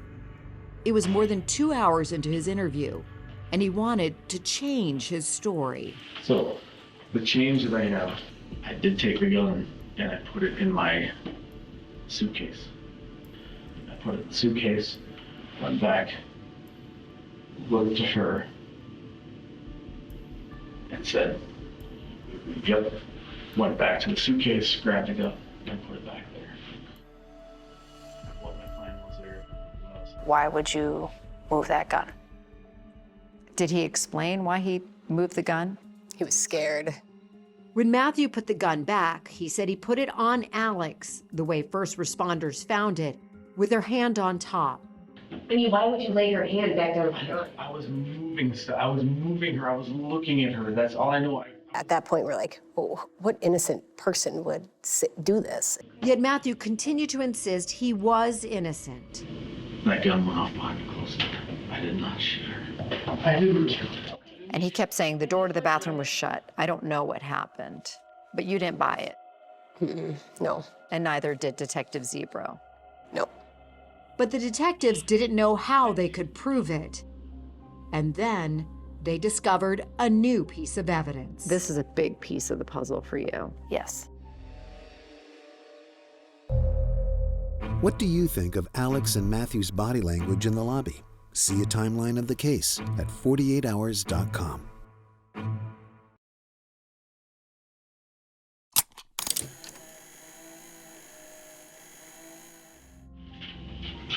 Okay. I didn't. Okay. I just want you to. For hours, Matthew Ecker insisted he did not kill Alex, that she locked herself in the bathroom and fired the shot. He said he had broken open the door only after the gun went off. I heard the gun go off, and that's when I opened the door. But then Detective O'Donnell got a call from the forensic unit processing the scene. Once Alex was moved, they found underneath where Alex had been laying was a round metal piece. Which is this piece right here. Yes. O'Donnell says it's a piece of the bathroom door lock, and because it was discovered on the floor under Alex's head, as seen in the CBS News animation, it had to have gotten there while Alex was still alive. For us, it meant that the door was forced open before she was shot. The detective suspected Alex had locked the door to get away from Matthew. I believe that Alex and Matthew got in an argument. I believe that she went into the bathroom to be alone, not wanting to be with him. But when he broke open the door, they say that small piece of metal from the lock landed on the bathroom floor. He forced his way in and shot her. Shot, they say, Alex fell on top of the metal piece. To the detectives, it was the only way the piece could have ended up under her. Matthew Ecker was charged with second-degree murder. His family was stunned. It's like, no, there's got to be a mistake. It's just not his character. He's not gonna harm somebody on purpose. They hired criminal defense attorney Bruce Rivers. There's a reasonable doubt all over the place that this was a homicide. Rivers says there's another explanation for how that metal piece got under Alex. He said it could have ended up under her head when Matthew Ecker attempted to help her. Because he did lift her head up. But detectives point to the way Alex was found with her legs straddling the door. If Matthew Ecker had broken open the door after hearing the gunshot, detectives say Alex's legs would have been pushed to the side. But Ecker's defense attorney says there was enough space in the bathroom that when the door was broken open, It went in between her legs. That is consistent, in my opinion, with her laying there and having shot herself. And importantly, claims Rivers, if his client had shot Alex, there would have been blood splatter on him. And that's not the case. There was not one speck of blood on his shirt, on his pants, on his face, anywhere whatsoever. The detectives say that's because Ecker most likely had reached around the door while he was trying to force his way in and fired the shot. I believe the door shielded him from the initial blood splatter. But Rivers says it makes much more sense that Alex took her own life. And he says forensic testing proves Ecker wasn't the one who fired the gun. It was Alex. There was gunshot residue on her left hand. And was her DNA found on the gun? It was. There was also no gunshot residue on Ecker, and his DNA was not found on the gun. Detectives suspect that's because he wiped it clean before putting it on Alex. There should be his DNA. It's your gun. You told us in an interview that you grabbed the gun. Your hands were all over that gun, but it was very clean. He admitted to having held the gun and moving the gun after the fact. Yet none of his DNA was found on the gun. How do you explain that? That's not uncommon. Just because you touch something doesn't mean that DNA is going to be there. At the time of her death, Alex had almost 3 times the legal limit of alcohol and 4 different prescription medications in her system. including Prozac and Valium. Although it wasn't the cause of her death, to Rivers, it showed she was struggling, as did those texts she had sent Ecker just a few days before her death. She was depressed because of her financial conditions, depressed because of her job situation. All these things compounded themselves. But detectives would discover something unusual about those prescription medications found in Alex's body. It turns out Matthew Ecker had prescribed them. He didn't tell us that he was prescribing her medication. During the investigation, you found that out. Yes. Yeah. As a licensed nurse practitioner, Ecker had the authority to write prescriptions, though normally that authority is used for a patient. Alex was not. You would think you would send her to a doctor and have her see someone else. Was his prescribing medication considered illegal, though? No, it's unethical, but it was not illegal. According to Ecker's family, Matthew had good reason. She was prescribed those medications originally by a medical doctor. So she had asked Matt if he could refill them. She would badger him. And they point to multiple texts Alex sent him days before her death, asking him to refill medications, including, "I need you to send in my immediate release Adderall script. Make sure I have refills for my trazodone and metoprolol too, please.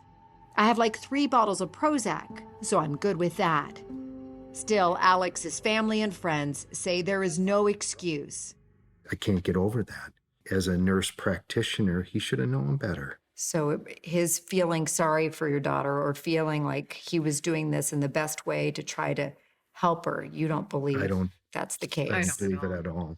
Especially for someone that has a history of addiction. You don't prescribe it. As a nurse practitioner, you say no. In February 2024, Matthew Ecker's trial began. The detectives were confident they had an idea of why Matthew Ecker would have wanted Alex dead, and it centered around their past romance. Maybe she said that she was going to call his wife and tell his wife everything. And as far as a motive, what would be the motive? Keep her quiet so the wife doesn't find out. Sure would be nice if there was some evidence of that. I mean, it was just sheer speculation. There's nothing, not one scintilla of evidence that they were in any kind of dispute whatsoever. Instead, Rivers says he's sure that night everything came to a head for Alex, and she couldn't take it anymore. So when it boils down to it, this is a case about what the jury's going to believe. Whether it's suicide or homicide. And because the medical examiner had ruled Alex's manner of death could not be determined, Rivers brought in a second one, who came to the same conclusion: undetermined. If they can't determine it was a homicide, neither can you. But what would the jury think? When it was time for deliberations, everyone was nervous. It was obvious to me Matt was concerned. Selfishly, as a parent of Alex, we wanted to believe that he was guilty, but believing it and proving it are two different things.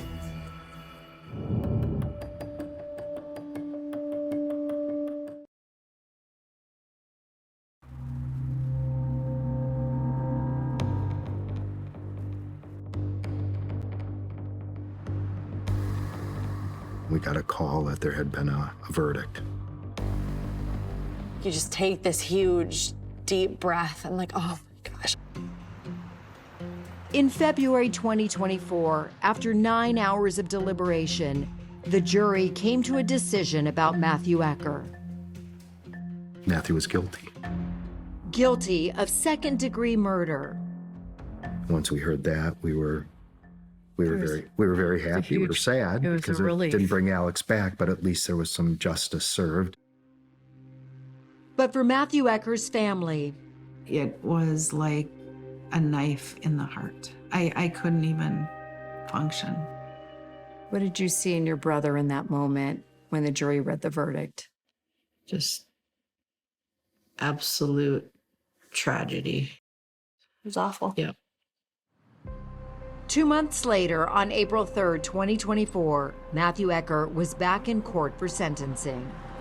All rise. Court is now in session. The Honorable Deanne Pilger is presiding. I understand there are people who wish to make statements today, so how this will... Alex's friend Jillian addresses the court. Countless times I picked up the phone to call Al, only to realize I won't ever hear her voice again. Sarah echoes their loss. Alex really was a once-in-a-lifetime kind of friend. And I remember, Sarah, you were giving your statement, and unfortunately that meant I was at the level of where Matt was. He was sitting and I was standing, and I just kept looking over at him, just trying to feel something, you know, trying to figure out what you're feeling, and there was just nothing. Alex's parents, Mary Jo and Jim, implored the judge to impose a stiff sentence. Our hearts have been broken beyond repair, and the future trajectory of our lives has been changed forever.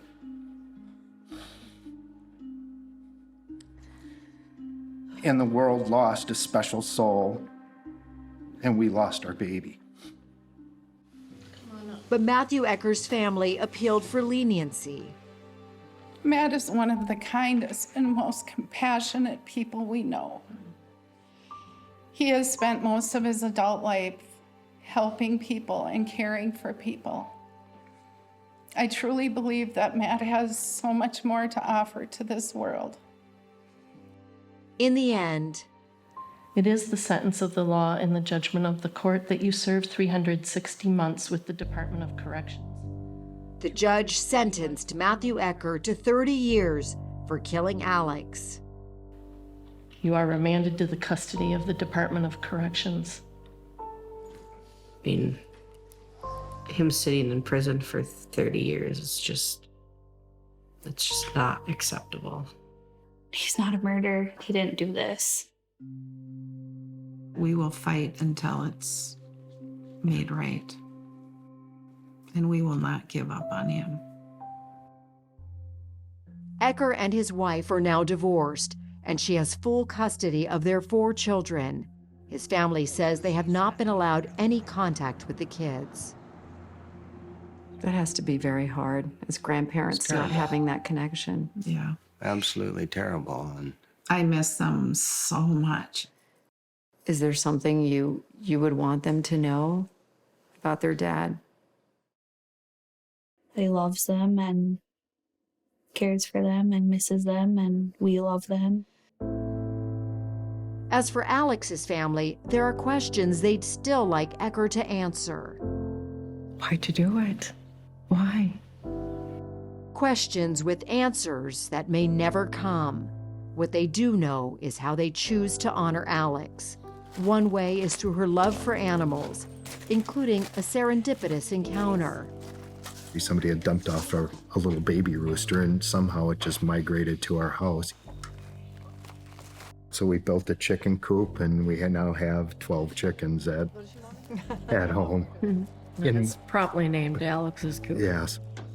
I have a feeling Alex maybe had a hand in bringing you that rooster. You're right. Yeah. Well, that's good though. And every month, the Pennigs get together with Sarah and Jillian. And we just sit there and talk and cry and tell stories that, oh, Al would not want us to be telling Mary Jo, but we tell them because we're like, we have to relive some of these stories. Yes, I know. Get yourself some chickens. Alex's boyfriend, Shane, also struggles. It's heartbreaking because I love that girl. And she deserves to be here. She absolutely deserves to be here. The cemetery where Alex is buried is a short drive from where her parents live, and they visit her as often as they can. Hey, Al. I miss you, kid. Ooh. Yeah. It's tough. Love you, honey. Finally at peace. I miss you, sweetheart.